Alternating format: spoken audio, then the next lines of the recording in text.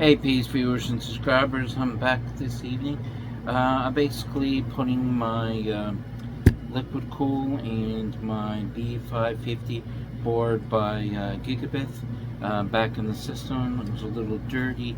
I've had it in the system for the last 3 years, so I figured it was time to clean it out while I had the computer apart. Now I've got my screws that I need, my little cup, little tip if you want to put your screws in something. There's these little pill things to put your screws in so they don't get lost. And you can put a little magnet in the bottom of the cup to stick it to the bottom, and then it'll screws and top will stick. So if it spills over or tips, you don't have to worry about losing them. Now, basically here is what I'm putting back in.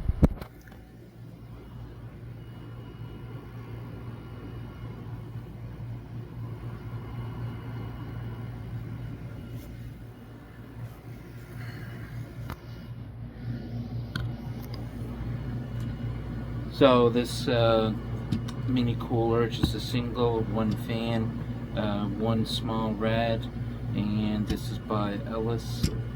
And I do like their products. The only thing is, be careful with the fan with no sides on the fan. You can get your hand stuck in there, not paying attention. Wires can get stuck in there and splice the wires right off. So you kind of want to avoid doing anything around that fan. If I had to do it over again, I'll go with their other one that has the sides on it, so there's less chance that something's gonna wrap in it or something get broke or cut. Now I cleaned it up, took off all the dust, wiped it down with some disinfectant wipes, cleaned off the screws, cleaned out the piping, did all that, reorganized the wires on the board. I ended up breaking a power wire on the box to run the fan and the LEDs, but basically reconfigured it. There's another wire that comes with the kit. I'm just going to remove the switch out of it completely, and I'm just going to basically let the motherboard take it over to control the RGB and the fan. So that's basically where I'm going with this, and basically installing this back into my dual system that I have. It's a dual case from Pantex, and basically we'll be inserting the mini ITX in the bottom of the case. So let's pull out the case here. First of all, before we do that, I got to go to start, and here, where is it? There we go. Gotta hit the shut down to shut the computer down properly. Don't want to just turn it off from the power switch in the back, so I'm just waiting for it to power down. There we go. So what we're going to need for this installation, you could use one of the bigger, longer screwdrivers with a bigger tip on it. I have another one which is good for all the other components, but this one is good for putting the fans and that back on and screwing radiators back on to the kits, because there's a bigger tip on it, so there's less chance that's going to strip the screw. So those are the two screwdrivers we're going to use, plus the screws that we got. I'm just waiting for it to shut down here, and then we'll get started.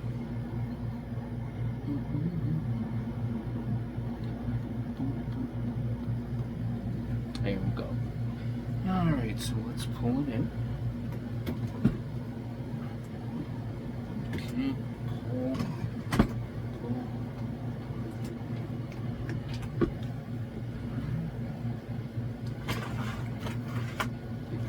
Spare keyboard, system. It's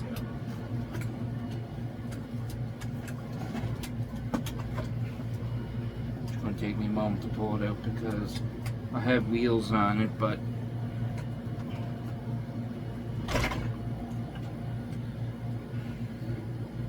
it's a little hard to get it out.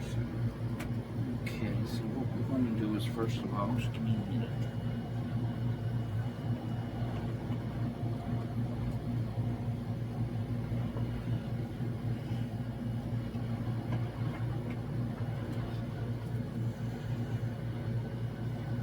Okay, so I'm just getting that debris out of there.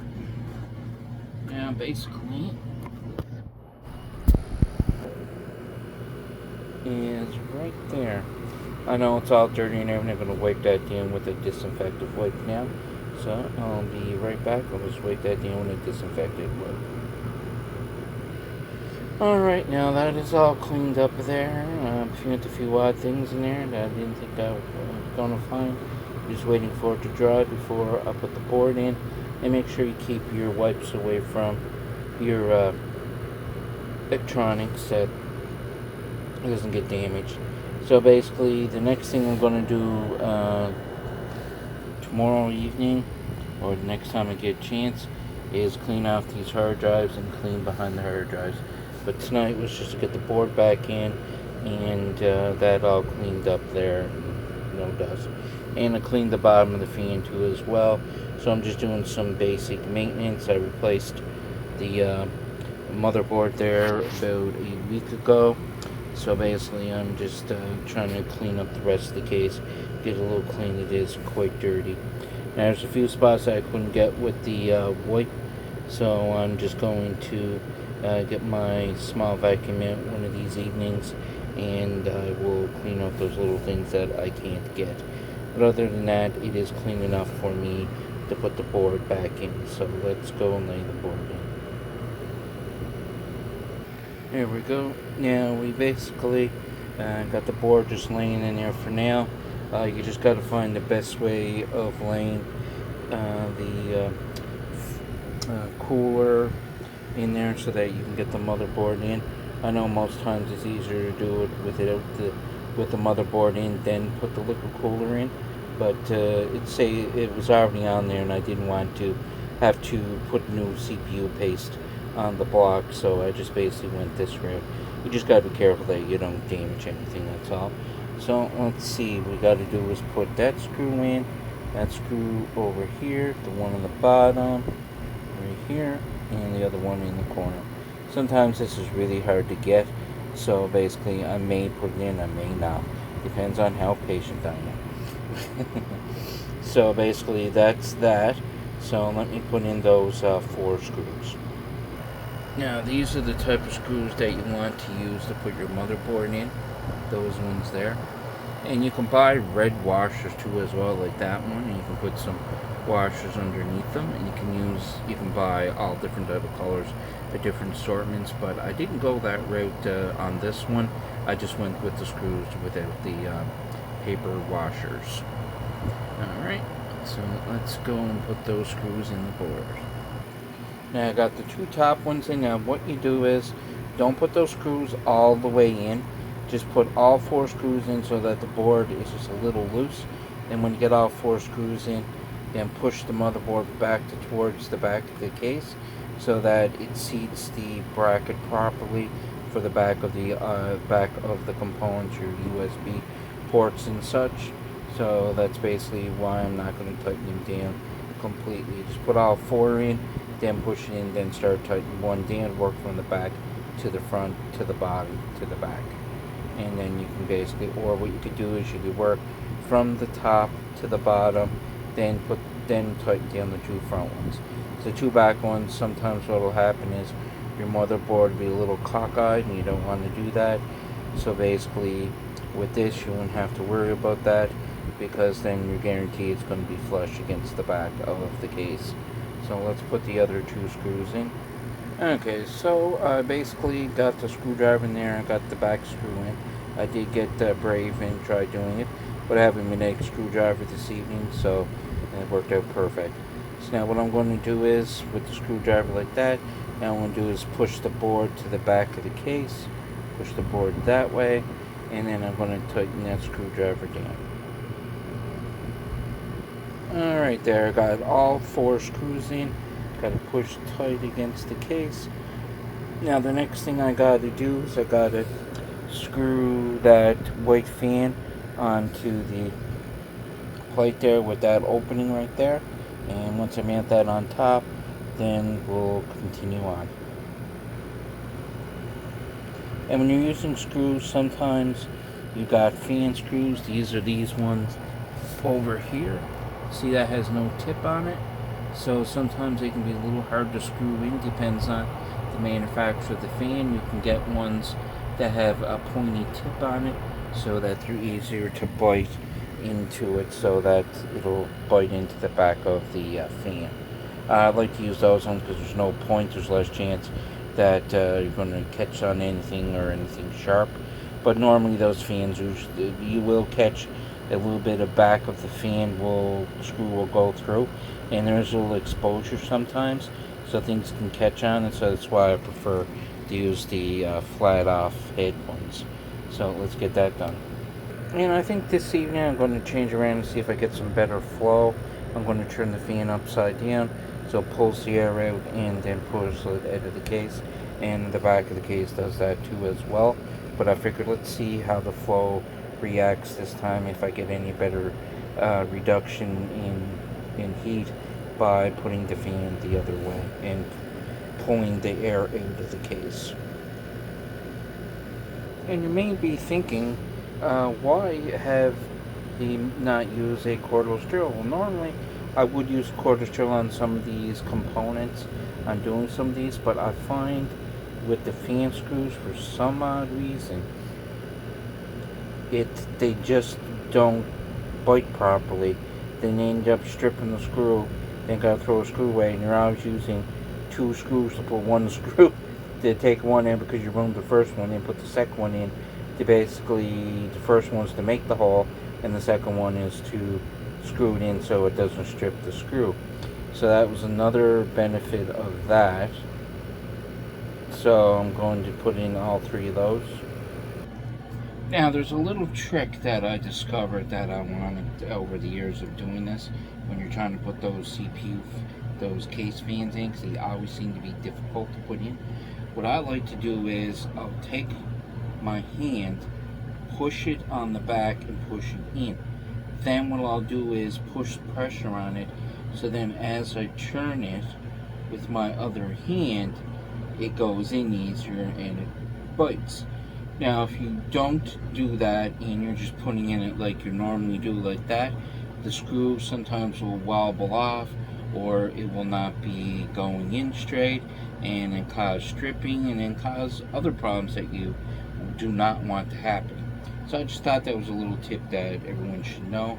You can buy small little electric screwdrivers now that you could use on smaller electronics, so there's less chance you're going to damage it. So they do have them out there now. But so I got 3 of them in, and I'm just going to put the 4th in now. Now we got all 4 screws in there now.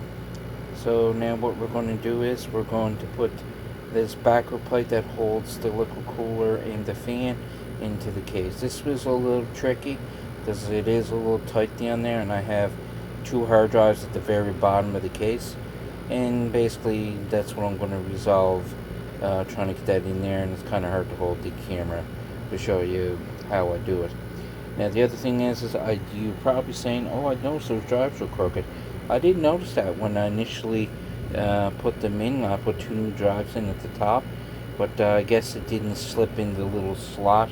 So when I clean them out, I'll just resolve that by straightening them out when I clean the cases and the chassis and clean the drive off. So let's get that in there.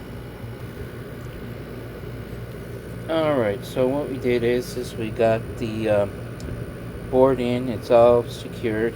Now when you're putting in this backer plate, I was always struggling with it all the time, and I couldn't figure out why. And what I discovered is that if you put the back end in first, and then it'll push it to the back, and then slip it in, then push it down, and then it slides under there without taking those hard drives out. So that was quite the coincidence that I discovered that, so it'll be less work the next time when I go to do it. So, and it is tight when you get the small systems in the case with the main system, so it does take a little bit of finagling to get all these components in there.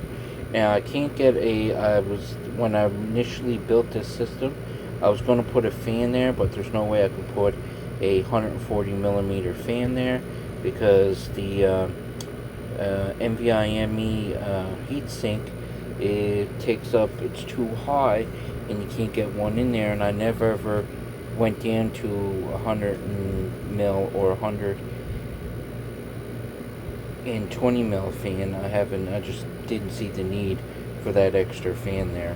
So now let's hook up the USB, and actually what we're going to do is we're going to do the power cable first that turns the system on, because that's about roughly in the same area where that connector's at, and it can be a little difficult to plug the USB into the USB header on the board. So I would suggest doing the power switch button first. Alright, now zoom in here and show you a better look.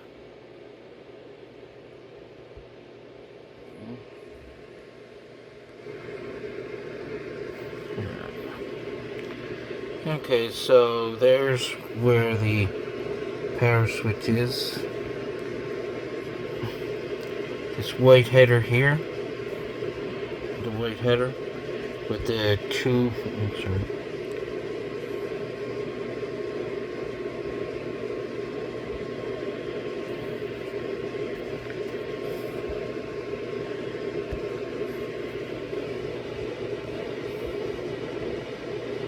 It's where the power connector connects to the board. Now next thing, let's connect the power cable connector for the main board.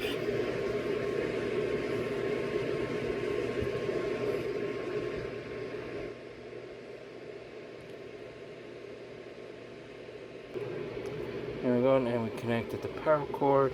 Now the next thing, we're going to connect the USB header to the board.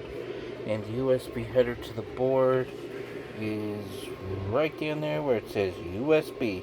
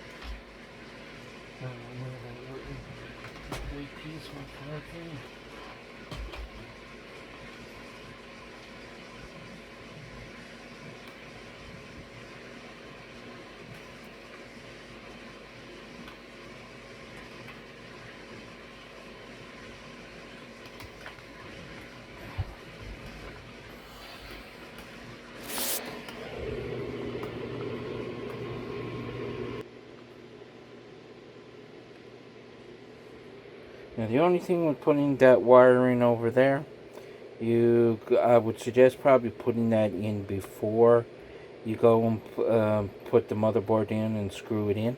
It'd be a lot more easier. Just a little suggestion. You can still get the cable in, but it is just a little bit of a difficulty when you go down that avenue. So now the next thing we're going to do is we're going to hook up the fans, and we're going to hook up the liquid cooler, and then that'll be it for the system. Let's get that done. Now that's basically the best place where I mounted in this case. Right there, it does light up. It looks pretty cool. Now if you want to get a little more cleaner install, you could put the wires through that grommet hole and then pull them from the back, and then run the wires from the hard drive slot that's in the back there.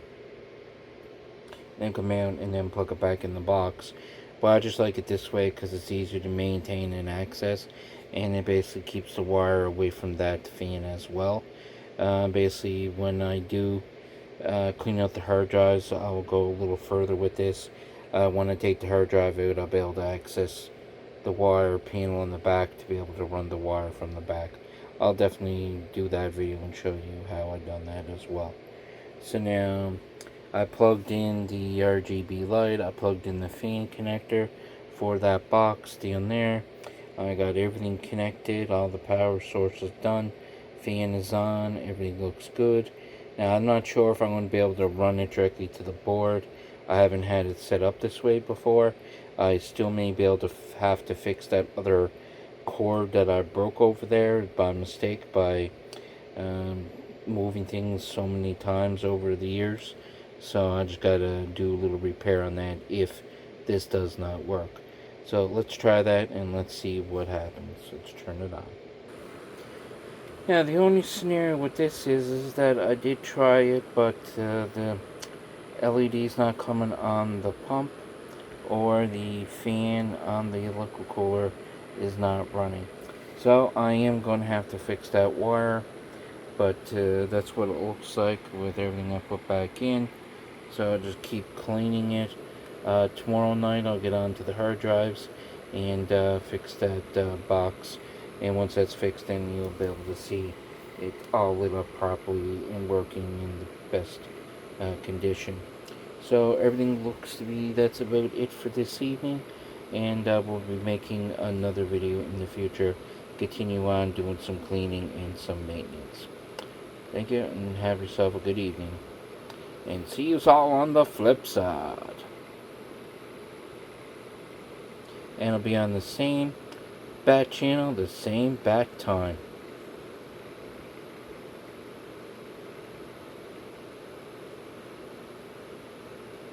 And if you like this video, hit like, subscribe, and comment. And do thank you for the support. And do get your friends to join in. Subscribe today. And have yourself a fantastic evening.